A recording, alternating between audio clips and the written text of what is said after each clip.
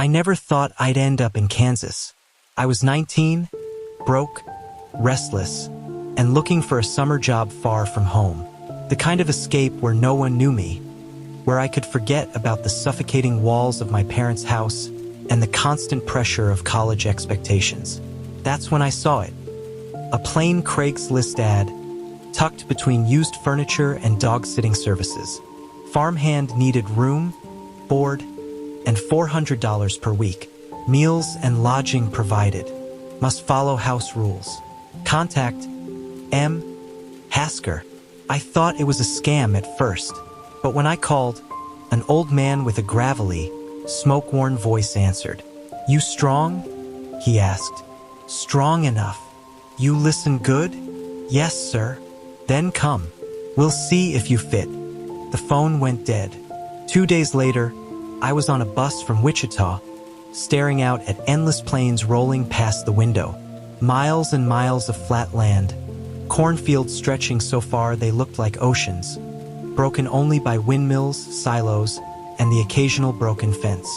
When the bus driver let me off on a dirt road in the middle of nowhere, I was the only passenger left.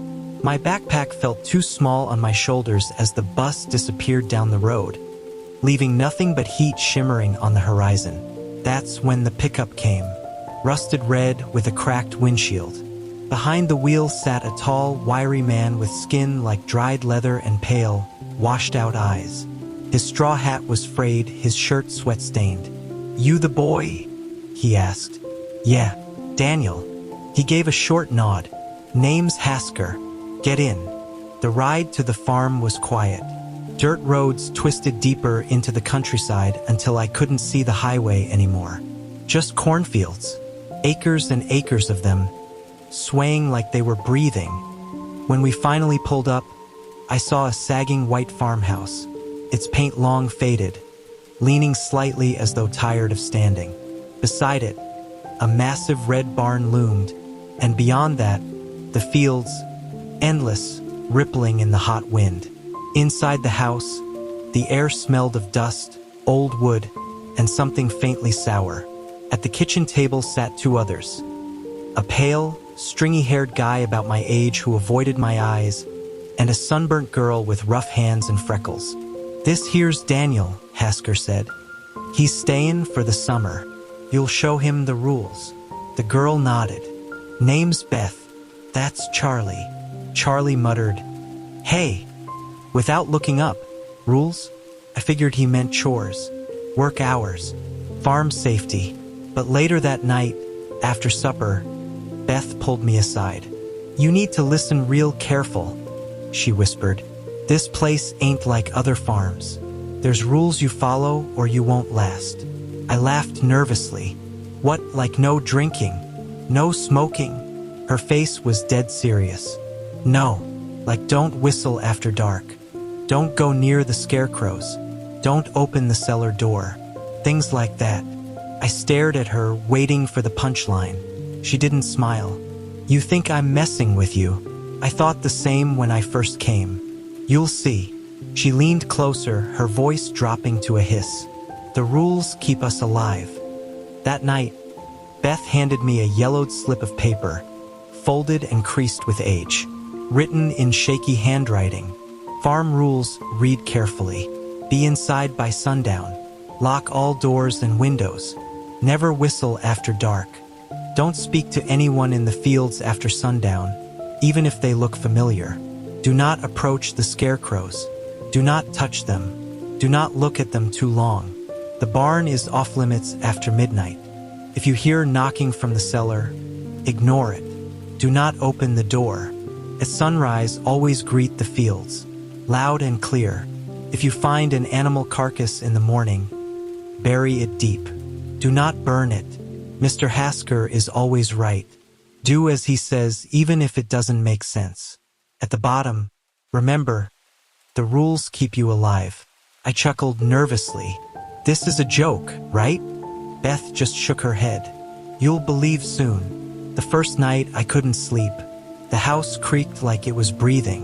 Outside, the wind whispered through the fields. Around midnight, I heard something strange. Faint knocking, slow and steady, from beneath the floorboards. The cellar. First, I thought it was rats. Then the knocks became louder, more deliberate, like fists.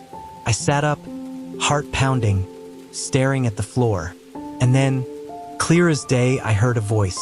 Daniel. It was my mother's voice. Daniel, honey, open the door. My throat went dry. I crept into the hallway. The cellar door was at the far end, old wood with a rusty padlock. The knocking was louder now. Daniel, please, it's so dark down here. I reached out, fingers brushing the lock. Then Beth's hand clamped around my wrist. Her eyes were wide, furious. She didn't speak, just shook her head violently. We stood there, frozen, as the voice kept calling, begging, crying. Then, just as suddenly, silence. Beth dragged me back to my room. She leaned close, whispering harshly. Rule 6. You hear knocking, you ignore it. Understand? I nodded, my whole body trembling. She didn't let go until I was back in bed. Sleep never came. The next day, I worked the fields with Charlie. He didn't talk much, just muttered instructions. The sun baked us, sweat dripping into my eyes. That's when I noticed them. The scarecrows. There were dozens scattered across the fields, each one crudely made. Burlap sacks for heads, button eyes, twisted grins stitched in black thread. Some wore old flannels, others torn overalls. Their arms stretched wide, nailed to wooden crosses. But the weirdest part was, they weren't always where I expected them to be. I'd pass one, glance back, and it would be facing me. Another time, I swore one's head had turned slightly. By afternoon, my nerves were shot. Don't look at him too long, Charlie muttered. I jumped. What? The scarecrows. Don't stare. They don't like it. He said it so flatly, like it was the most normal thing in the world, that my skin crawled. That night, I couldn't shake the image of their grins. Why, hungry, waiting. A week passed. I tried to follow the rules, though doubt gnawed at me. Were they just messing with me? Some twisted hazing ritual? Then came the night I almost broke Rule 3. I'd been hauling feed bags to the barn when I heard it. My name drifting from the cornfields. Daniel, over here. It was Beth's voice. Beth, I called, confused. The corn rustled. I saw movement between the stalks. Figure waving. Come here, Daniel. Quick. But something was wrong. The voice was too flat, too hollow, like an echo. And then Beth's real voice shouted from the porch. Daniel, get inside. Now. I looked back at the field. The figure was gone. I ran so fast my chest burned. Inside, Beth grabbed my shoulders. Don't you ever answer them. Do you hear me? No matter what they sound like. It's not us. My legs went weak. What the hell is out there? Beth didn't answer. She just whispered, things that were our voices. If you found yourself working on this Kansas farm, would you follow the rules?